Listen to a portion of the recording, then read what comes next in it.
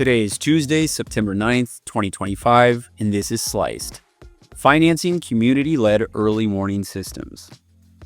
A couple of weeks ago, I was hiking up Mount Abantos, the peak that towers over my town, San Lorenzo de El Escorial. On most days, you can see Madrid from the ridge, but that morning, the view was blurred. A thick haze hung in the air, the product of scorching heat and smoke drifting over from the fires near Tres Cantos. When I reached the top, I stopped at the Casita del Monte Abantos, the fire lookout tower where scouts keep watch for the first signs of flame. The scout on duty told me they'd be stationed there longer than usual this year. Fire season, he explained, doesn't really have an end anymore. That stuck with me. It got me thinking not just about how fragile our landscapes have become, but also about the systems that warn us when danger is near, and how climate finance can play a role in strengthening them.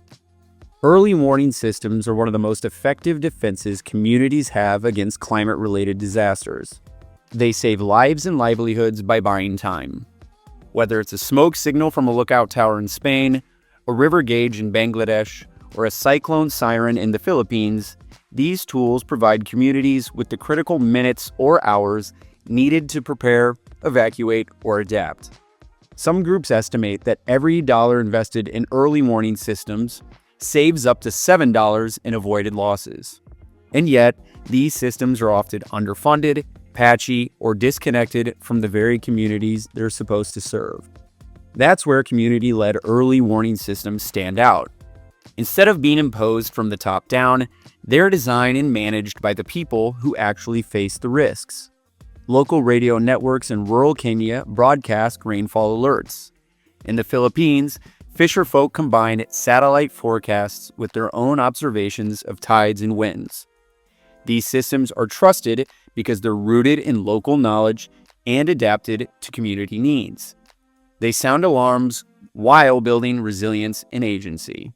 An example comes from Bangladesh's Cyclone Preparedness Program, a community-driven early warning and response network launched in the 1970s and now supported by climate finance from donors and the Green Climate Fund.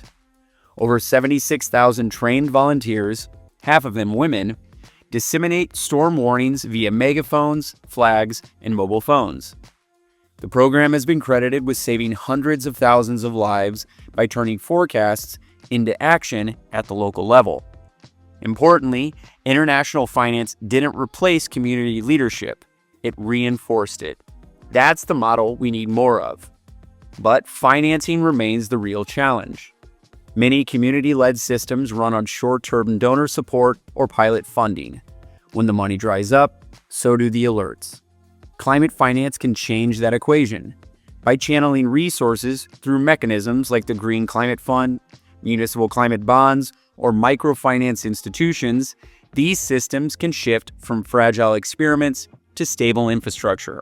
Small grants can cover essentials such as radios, training, basic equipment, while larger programs can underwrite innovations like mobile alerts, low-cost sensors, or even community-operated drones for fire surveillance. With proper funding, vigilance becomes a guaranteed layer of protection. Some of the most promising models come from blended finance, where concessional public funds reduce risk for private investors. Imagine a Spanish municipality issuing a green bond to expand rural fire warning networks, partially underwritten by national adaptation funds. Or consider an African co-op that uses donor-backed insurance to attract private capital for weather monitoring equipment. In both cases, finance becomes a multiplier, making community resilience bankable and scalable. Of course, it's not just about moving money. Governance matters.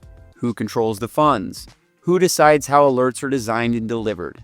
Without community participation, early warning systems risk becoming technical solutions that sit unused or mistrusted. True resilience comes when financing supports co-creation and when local voices shape the design, management, and communication of the system itself. Otherwise, the alarms may sound, but the people who need them most won't hear or trust them.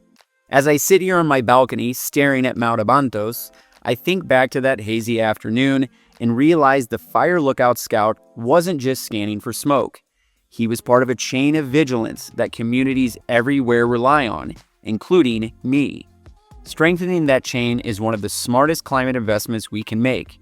With the right financial support, early warning systems can expand beyond towers and sirens to become networks of resilience that are built to last. Clearly, fires, floods, and storms are not going away.